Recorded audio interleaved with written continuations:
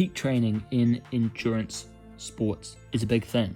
But how does heat training actually work? There's a couple different types. So there's active heat training, which is when you are training in uncomfortably hot environments. So whether that be just going out in the middle of summer, in the middle of the day, or putting on extra layers to simulate that heat. And then there's passive training, which is heat adaptation that happens after the training. So that could be jumping in a sauna after a training session or a hot bath. So they have different benefits for different reasons. Personally, I prefer passive because the thing with active heat training is you really have to do easy training when you are doing that simulated heat, because you've already got that additional stress from the heat. So doing hard training on top of that is really not a sensible idea. So passive training means you can just train as you normally would with the intensity that you normally would, but just elevate that core temperature for a longer period of time by getting in a sauna or getting in a hot tub after. So what heat training does is it means you sweat sooner, and that sweat is going to help cool you down. It also means that your perception of temperature changes. If you're exposed to heat more often, then you're going to be more able to mentally deal with the heat and withstand more heat. And that means when you're racing